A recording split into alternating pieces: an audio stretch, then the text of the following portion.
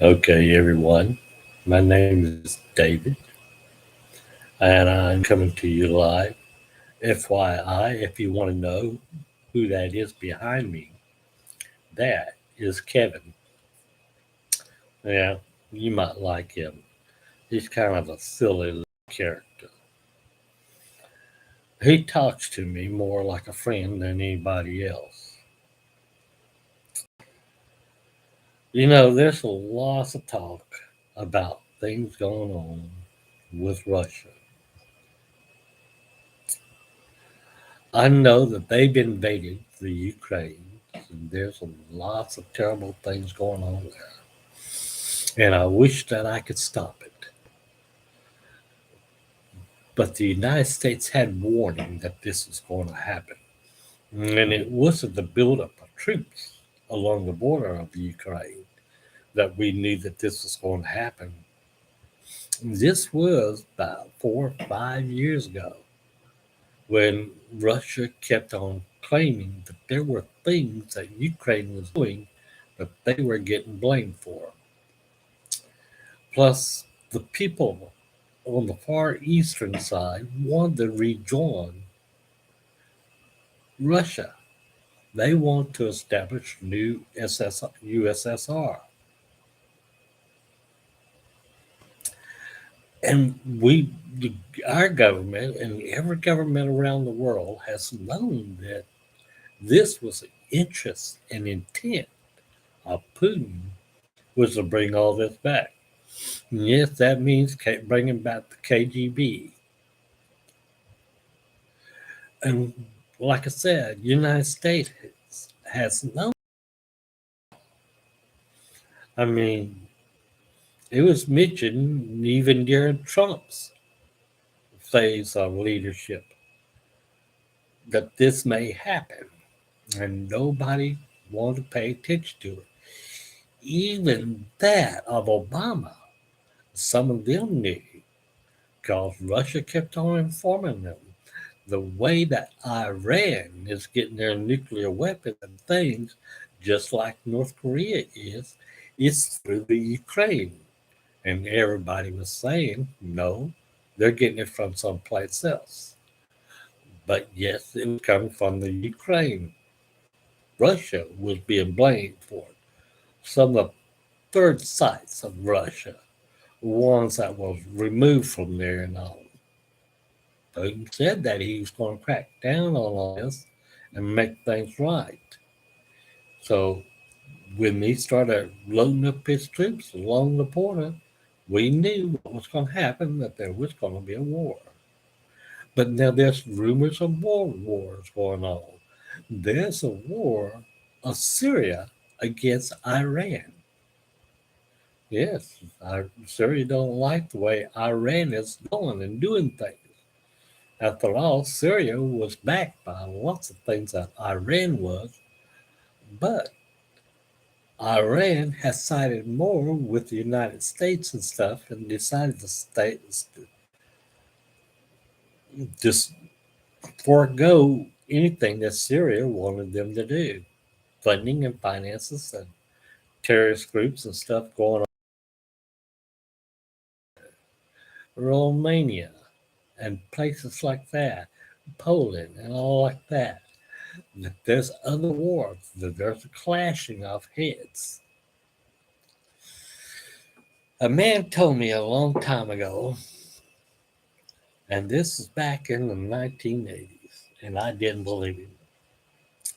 And I still have a hard time because there is no factual evidence to be found.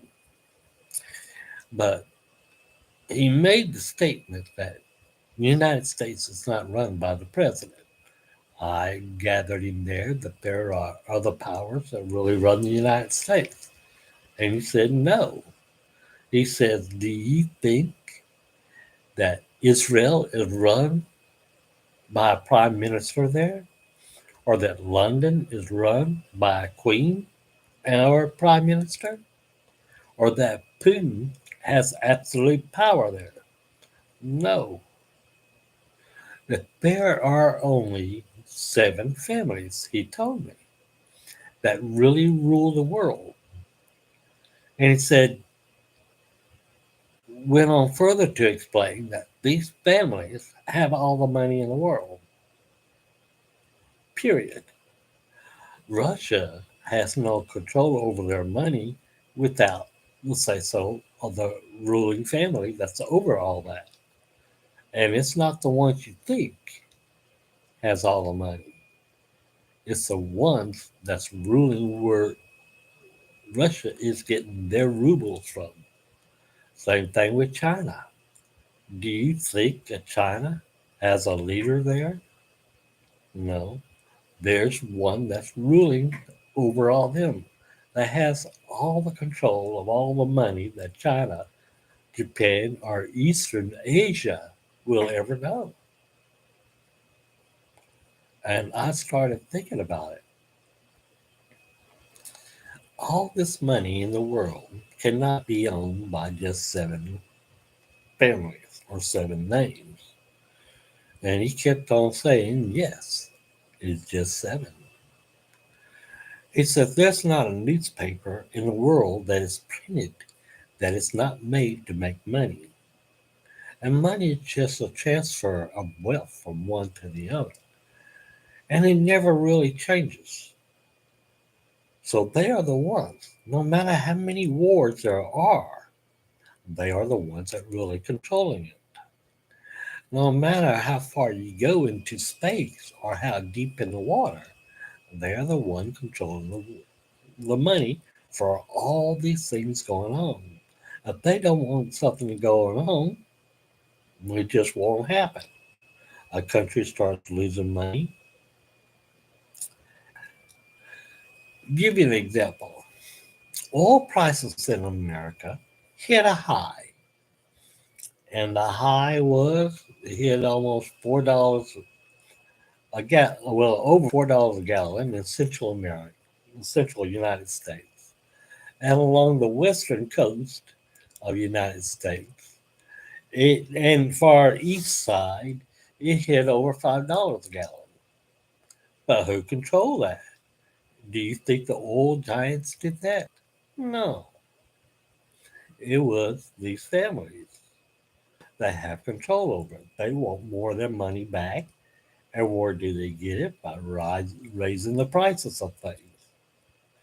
You look at the stock market and stuff like that, but that's like a roulette wheel. You turn it one way and you get a lot of money.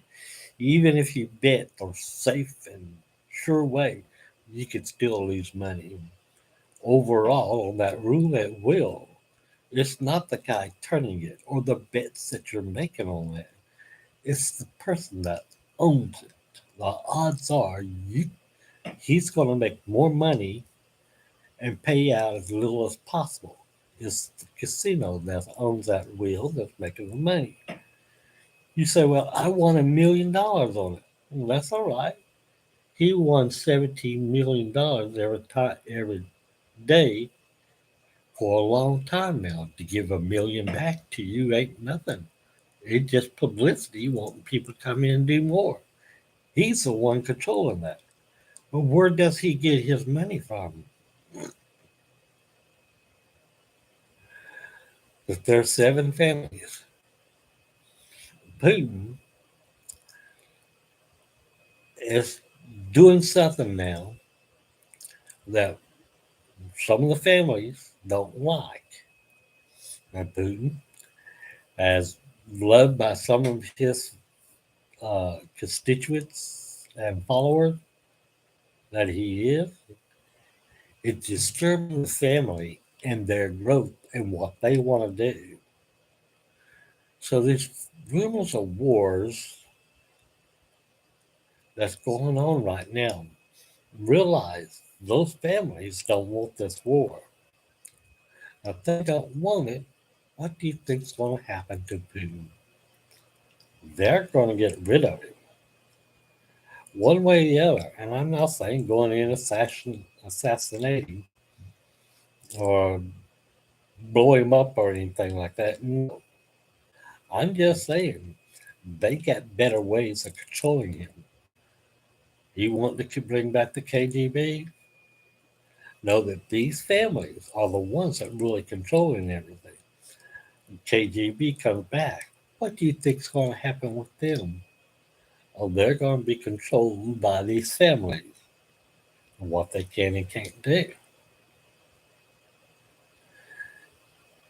People, as long as there's been different governments, if you look at the overall evidence, they, the leaders, don't control what's happening in their country. What's happening in their country is controlled by the people, the poor man, the middle class man, not the rich man, uh-uh, but the poor class, even the lower poor. Because those that really are in control, they know even if those poorest of people get a lots of money, they're going to lose it all. So there's always going to be poor. There's always going to be a middle class. And those people outnumber everybody else. And if these families can make those poor and those middle class people happy, that's all that matters. They'll keep making money. When Putin, President Biden, all the other prime ministers and leaders of the world decided they're running it, as much as the CIA think that they have an insight to all that's going on, or the FBI has insight to all that's going on. And let's say, well, they're getting their money from the government this way and that way. No, there's always going to be an underbelly to every government there is, and there's going to be corruption to all these people. After all, power corrupts everybody. And these families, they know this. And there's only 7 families. Why do you think there's only 7 continents? Well, that's the real evidence. Anyway, the Ukraine, they're having a hard time and they're needing your help. And it ain't the richest people help them, it's the poor. Anyway, this is David. I gotta go. Bye bye.